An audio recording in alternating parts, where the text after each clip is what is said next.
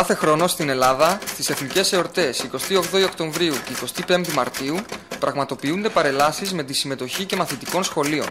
Κατά τη διάρκεια της παρέλασης, την ελληνική σημαία φέρει ο αριστούχος μαθητής-μαθήτρια. Τον Οκτώβριο του 2000, κάτοικοι της Νέας Μηχανιώνας Χαλκιδικής αντιτάχθηκαν στην απόφαση του Συλλόγου των Καθηγητών του Γυμνασίου που όριζε ως σημεοφόρο τον αλβανικής καταγωγής αριστούχο μαθητή της 3ης τάξης Οδυσσέα Τσενάη για την παρέλαση της 28 Οκτωβρίου του 2000. Το θέμα ξεκίνησε με απόφαση του Συλλόγου Καθηγητών του Γυμνασίου Νέας Μηχανιώνας, σύμφωνα με την οποία ο νεαρός Αλβανός μπορούσε να κρατήσει το εθνικό σύμβολο, αν και δεν κατήχε την ελληνική υπηκοότητα βάσει νόμου. Σύμφωνα με το νομικό καθεστώς της ελληνικής πολιτείας και το προεδρικό διάταγμα 201/1998, άρθρο 13, παράγραφος 11, δεν επιτρέπεται η συμμετοχή αλλοδαπών μαθητών στη διαδικασία επιλογής σημεοφόρων. Ταυτόχρονα σε πολλά σημεία της Ελλάδας παρουσιάστηκαν ίδια φαινόμενα. Εμάς, ας πούμε, είναι το υπέρτατο σύμβολο και μας νοηματοδοτεί όλες τις πράξεις της ζωής μας. Για την ελληνική σημαία και τη δημοκρατία έχουν πολεμήσει χιλιάδες προγόνοι μας. Πώς είναι δυνατόν τώρα αυτό το υπέρτατο εθνικό σύμβολο να το κρατάνε ξένοι?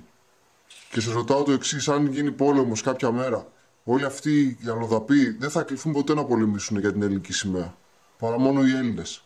Ο αλλοδαπός δεν μπορεί να γίνει Έλληνας, όπως και ο Έλληνας δεν μπορεί να γίνει αλλοδαπός. Άξι είναι, αλλά κάποια στιγμή θα φύγει να πάει στην πατρίδα του. Δεν είναι Έλληνας. Σαν του πατριωτισμό. Έχουν αποδείξει επανειλημμένα ότι οι αλλοδαποί μαθητές είναι καλύτεροι από τους Έλληνες μαθητές. Έχουν πιο μεγάλη θέληση για μόρφωση και από τη στιγμή που είναι καλύτεροι μαθητές και βγάζουν καλύτερο βαθμό, γιατί να μην την κουβαλάνε? Από ένα κομμάτι πανί.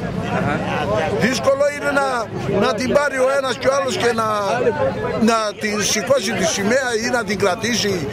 Όπως είμαι άνθρωπος εγώ, είναι και ο ξένος και αλλοδαπός και ο καθένας. Όλοι οι ανθρώποι είμαστε.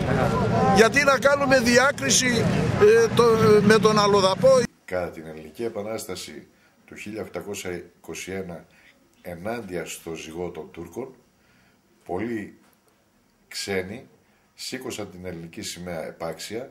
Ένα λαμπρό παράδειγμα είναι ο Λόρδος Βύρον, ο οποίος μόχθησε για την Ελληνική Επανάσταση και σήκωσε επάξια την ελληνική σημαία. Παρόλο που το θέμα έχει λυθεί νομικά βάσει υπουργικής απόφασης, με το οποίο επιτρέπει αλλοδαπούς μαθητές να φέρουν την ελληνική σημαία, παρόμοιες αντιδράσεις εμφανίζονται μέχρι και σήμερα. Ότι σέβεται τουλάχιστον το ήθη και το έθιμα αυτής της πατρίδας, της σημαίας δηλαδή που θέλει να κρατήσει. Τα φαινόμενα ρατσιστικής βίας είναι ελάχιστα, αν όχι ανύπαρκτα στην Ελλάδα. Πιστεύετε πως μπορούν αλλοδαποί μαθητές να κρατούν την ελληνική σημαία κατά τη διάρκεια εθνικών εορτών?